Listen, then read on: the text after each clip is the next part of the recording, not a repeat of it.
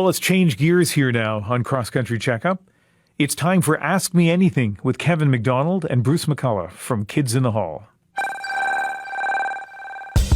Ask me anything!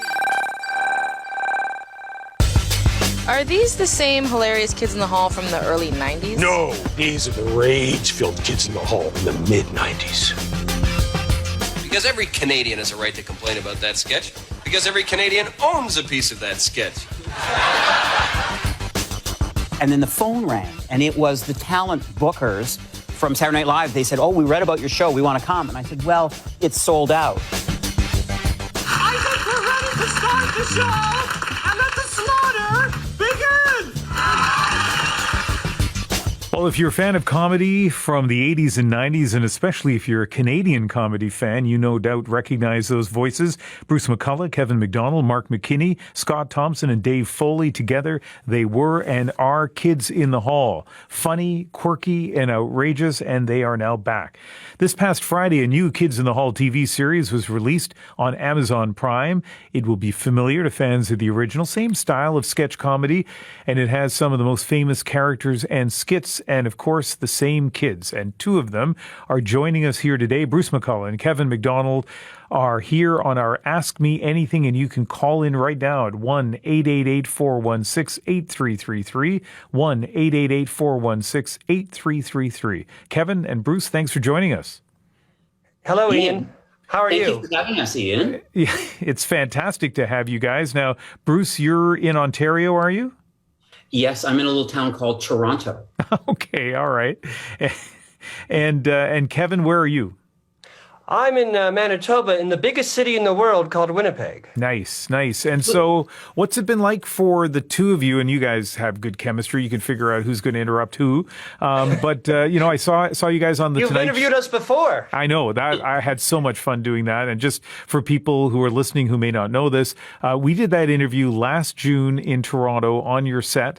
I was a little nervous walking in there because I had all five of you in front of me. Nervous, first of all, because kind of intimidating to see the five kids in the hall, but also didn't know how the interaction would work. Man, I screened that interview the other day and we put two portions on the National. It was so much fun. You guys are so funny and generous with your, answering even stupid questions. So I appreciate that. Well, that's why we're here. And listen, so the National, you were on the National, but you were also on the Tonight Show. I saw you guys a few days ago. What was that experience like? Well, it was fun. I'll do the short beginnings of every answer, then Bruce will do the longer, deeper answer. It was fun. Yeah, it's actually not a skill we've had really as a troupe, because when five of us get talking, it can be pretty cacophonous. Mm-hmm. So we actually kind of rehearsed or figured out what we were going to do, and it really worked. But it was very nice to feel the surge of energy for people wanting us to come back. It's quite touching, actually. Listen, a lot of people thought I was shy, but the Jimmy's cues for my jokes were cut at the last second.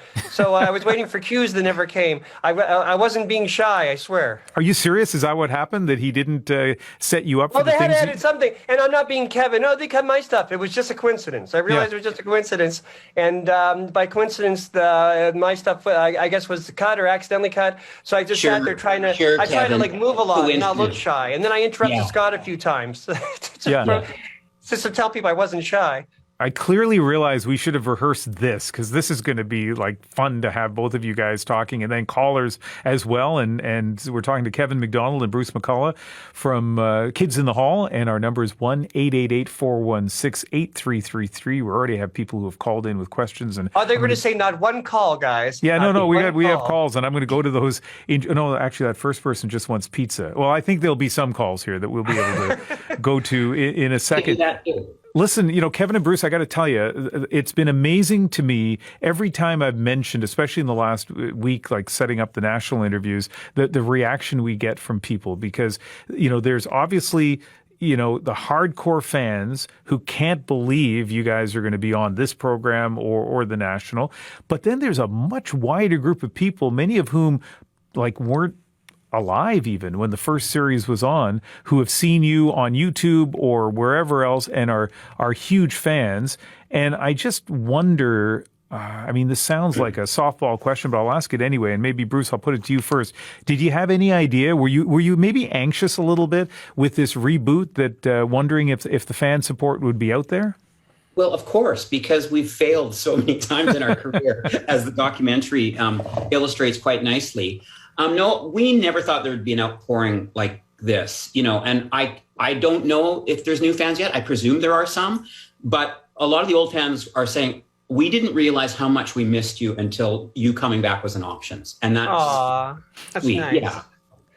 And Kevin, what about for you? Was there, I mean, comics are often anxious people, right? And kind of think about the worst case scenario. Were you worried at all about whether that fan support was still out there? And I'm the most anxious of comedians, but I wasn't worried, not because I was cocky or confident, because I'm not smart enough to be worried. I didn't think about it. I just, let's write sketches. And then when they were written, let's film sketches. And now it's, let's show the sketches to the world. Oh, the world was there. I never, only because I never thought about it. If I thought about it, I would have been worried. I'm not smart enough to worry these days. Well, we are very lucky to have the two of you here on Ask Me Anything, 1-888-416-8333. And let's go to our first caller. Angela Colthurst is here in Vancouver. Hey, Angela, what's your question for our two kids in the hall? Well, first of all, I just have to say, my daughter is going to totally die when she hears that I'm talking to you guys live on the radio. Because don't tell her then. Don't tell her. Just keep her alive. Okay, I'm going to ask my question, but I got to give you a little backup on it. My question is, I have got to know how you guys came up with the ridiculousness of Crush Your Head. Because it has been such a part of our family life. When that show came out, I was 22 with a 2-year-old toddler, and we used to crush each other's heads around the house and duck and try not to get our heads crushed. And honest to God, last week I was sitting across the kitchen table with my daughter, and she just gave me this look, and I gave her that look, and we crushed heads. And it's just like, it's such a rich part of Canadian culture. And anybody who is young and watching shows like yours and some other big comedy shows that were happening at the time, it's just like, oh my God, I'm so excited you guys are coming back. Bruce, let me do a short version of the story, or do you want to? You do the story, and of course, we're saying figuratively crush people's heads. Yes. You do figuratively it, Kevin. For those of you who don't know who we are, figuratively crush people's head. In 1985, way before we had a TV show, I'm rushing this story because I don't want it to be too long. No, you're good. You're good. You can take your time. CBC That's good. Thank you very much. Radio, it's slow. I forgot it's a 7-hour interview. Mark McKinney and I were on a double date before a show the kids in the hall were doing, which is rare. We never dated at all, much less a double date. And we went to a restaurant, Fran's in Toronto. Is Fran still around? Yes, it is. There you go. I just made the story longer by asking that. And halfway through the dinner, the two women were obviously not into our thing, into our groove. And they were talking to each other, not liking us. And then Mark, out of the blue, I asked him later if he'd ever done that before. And he said, no. Out of the blue, he went to each of the women and went, I'm crushing your head. I'm crushing your head. And I laughed very hard. And the women left. And they stuck us with the bill. We're feminists. We didn't expect to pay for the whole thing. And then cut to a few years later, we're writing our pilot in New York. And Lauren Michaels said, just don't do our stage stuff. Think of some stuff that's filmic. And I thought of that. And I went to Mark. I said, remember that time you were crushing heads? I think that would be kind of filmic. A new word that I learned. And Mark said, no, I think it's stupid. And then I said, and I don't know if this became true or not, but I said, Mark, if we do this head crusher character, college kids all over the country will be doing it. And mothers and their toddlers. I didn't know that. Yeah, and mothers and their toddlers. You know, I was thinking, should I explain to the radio audience that might not know what the head-crushing comic bit is? I'm not going to do it. I'm just going to say to people what they can do is go to YouTube and see it. But I have to say, of all the Kids in the Hall stuff, and when you ask people, like when people say to me, that's great, you guys have them on, and I'll say, well, when you hear Kids in the Hall, what do you think? There are a few skits that they mention, but everybody mentions Head Crusher, right? Like it has become an iconic Kids in the Hall moment. Fantastic to have Angela kick off our Ask Me Anything, because you couldn't ask for a more enthusiastic fan. Let me go to with social media. There's a question for you guys, and you know what? I'm going to direct this to Kevin just arbitrarily because I have the power, the very little power I have as a radio host. And here's the question, Kevin. Any advice for people who want to write satire for a living? Write satire. Oh, I thought just write comedy. I have a good one. I have a good patented answer for that one. Well, Satire. we don't want to hear your answer for that one. This is all about satire. Well, I would say watch and read a lot of satire. I would say watch the best satire. Watch good satire. Dr. Strangelove. Watch an old movie called Dr. Strangelove. And try to learn what they were making fun of. Also, know your world a lot. Know your world and the things that bug you about your world.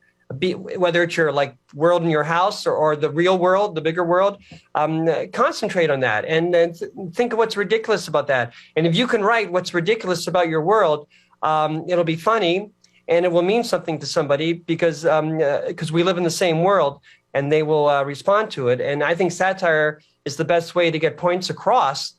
Do I really think that? Yeah, I guess I do. Satire really is the best way to get points across about what's wrong with the world. But because everything is ridiculous, even serious things like Dr. Strangelove. If it was about maybe the atom bomb blowing up the world, that's pretty serious. But they found the ridiculousness in it.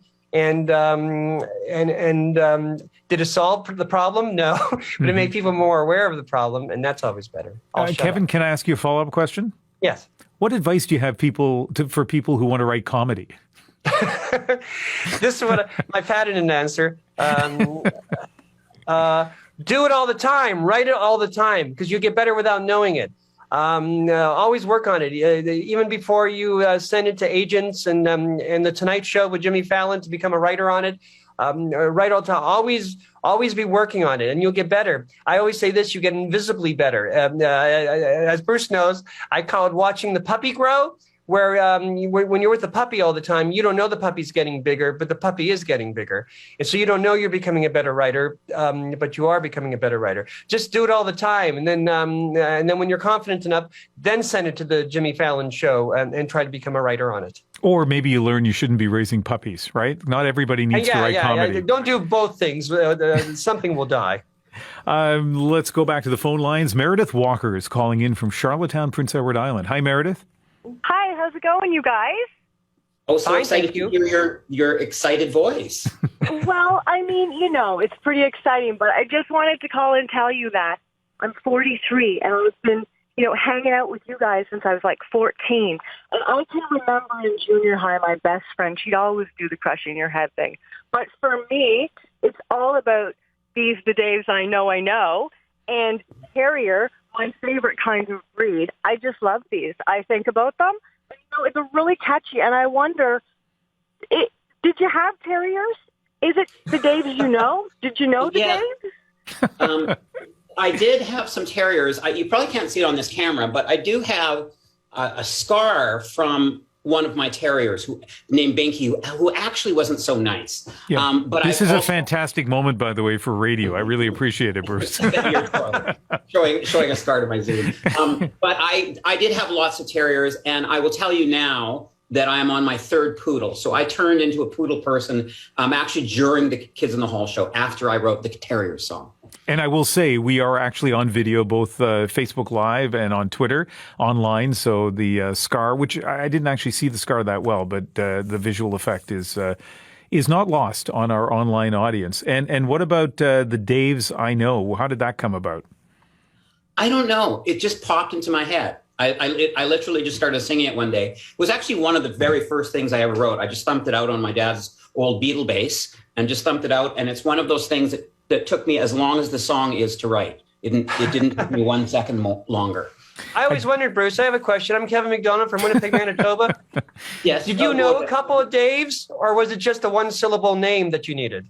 I just thought Daves was a kind of guys. I think I thought of Gords at one point, but these are the Daves I know just seem to be right.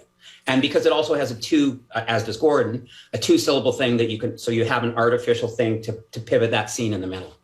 All about rhythm. It's all about rhythm. I think of it those are like Ontarian names. I think of a certain generation, right? Like you probably walked into rooms and there were only Daves and Gords there for a while. Yeah, when I was growing up, it was Bruce. I had 4 Bruces in my class, but no, it was in Calgary. It was all Daves and Gords. Yeah. Gord's probably a more warehousey name, I think, than Dave. Okay. Dave's more universal. All right. Well, that's interesting analysis. Let's go to a place called Waterboro, New Brunswick. I'm from New Brunswick, but I've never heard of Waterboro. Jamie Phillips is calling. Hi, Jamie. Hi, how are you guys? Jamie, We're fine, thank you. Thank you for phoning us, Jamie. I'm so excited. I'm driving back from Fredericton. I've been canoeing all day. I took a canoeing course. I can't believe it. I'm like speechless. I'm talking to you guys right now. How Canadian? Keep your eyes on the road. Keep your eyes on the road. No, I'm on the side of the highway. How Canadian a moment is this? She was canoeing in New Brunswick, and she's thrilled on the CBC radio to be talking to 2 members of Kids in the Hall. Jamie, go on. This is fantastic. My question, and I was driving down the St. John River. Now, years ago in high school, I used to watch the Kids in the Hall with one of my best friends, who now lives in Scotland. And when I tell her who I'm talking to later on tonight, she won't believe me. But where did the sketch Bellini come from? Because I remember Bellini was standing on the side of the road on the old 105 highway, and I'm sure it was in Majorville, New Brunswick. But where did that sketch come from, Bellini?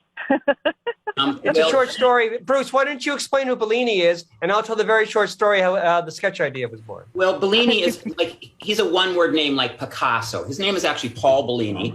He's Scott Thompson's best friend. And I think because he was one of our writers, and we all idolized him because he's such a kind man that one of those men you always want to hug whenever you see him. So Mark had the idea to do the Touch Bellini contest. That's the story. And then I had the idea, I thought Bellini was bigger than that. And then I wrote a scene where we were in the future. People had Bellini Day because he was the most important person in the world. And you may or may not know, we have a paint Bellini contest going on through Amazon Prime somehow. So someone can actually be flown in, which could be you, to come and paint Paul Bellini. And we're going to film it for social media. So I don't know this sketch, and because of that, I'm completely at a loss. There's a contest so that people can paint Bellini. What possibly does that mean? It's a surreal idea. I mean, he's in the opening of the first show, and he's always seen Ian only in a towel. He just stands there holding a towel. So you may have seen that image, but no, it was just something to kind of excite the deep cut fans and maybe get some new fans to do something utterly surreal, which is one of the things we love, you know. All right. Yeah. And the sketch in the 90s was the first contest was poke Bellini with a stick. And whoever won got to pick poke Bellini with a stick. He was standing there in his towel, and they gently poke him, and he just stood there deadpan. And that was the first contest. That is fantastic. We are talking to 2 members of Kids in the Hall, Kevin McDonald and Bruce McCulloch. Their new series, the reboot of Kids in the Hall, is on Amazon Prime, and you can call us at 1-888-416-8333. As you can hear, there are a lot of people who are Kids fans, including Jem Burkess, who is in Vancouver. Hi, Jem. Hi. What an honor talking to you guys. I'm from Vancouver, but I'm also a Winnipegger. Yay! And, so you know about the lonely, windy city of Winnipeg? Oh yeah, very. I know all about the Winnipeg experience. I used to watch you guys on CBC back in the day, but I was in the U.S. for a while, and in 2015, I'm pretty sure it was 2015, you guys were in Portland, Oregon, and I saw you there at the Schnitzer show. That was a really great show. You guys did great at that. You're not lying. We were there in 2015. Good for and not we lying. actually remember that show because Kevin and I had a drink after that show, which we didn't do every night. That's true. Yeah, and it was like a giant great. Indoor thing, right? And it was easy to get lost in. That's what I remember. My question for you guys is, I was really surprised by how many Americans there, including some of my coworkers, were really into Kids in the Hall. And, in Canada, we grew up with it. We watch it on CBC after school and that kind of thing. Do you find a difference between the way the American audiences react to you and their sort of culture and history with you guys versus the Canadians? Before Bruce answers that, I just want to say that was funny, Bruce. About I remember we had a drink after that show, something we rarely did. That was fun. Now answer the question. Well, here's what I think. I think that people who are Kids in the Halls fans are similar people. And so somebody in Portland is going to be kind of similar in sensibilities with an outsider point of view, or the world is kind of crazy and corrupt and weird, as they would in Winnipeg or Vancouver. So we sell more seats in certain places, but I feel like the fans react the same way, and they all like us the same way because we're all in this together and we're all these weird, like-minded people. That's true. Every city has a small town in the city called Kids in the Hall fans, and they're all the same misfits as the Kids in the Hall were. And we find each other in every city we go to. It is amazing, though, listening to these callers who just obviously love you guys so much and are so excited to talk to you. Let's go to Brockville, Ontario now. Cindy Bolton is on the line. Hi, Cindy. Are you still there, Cindy? Cindy, don't be afraid. Cindy. Finally, someone from Brockville. Come on. Hello? Cindy. Hello. Can you hear us? Hello? Hey, Hello? Cindy, Can how are hear you? us? Oh, thank God. Okay. Hi, Kevin. Hi, Bruce. Hi, Ian. How are you? I'm good. We're all good. Okay, great. Okay. So I've been a fan since college days. The Frantics, we knew it verbatim. We're such deep fans here in the Brockville area and college.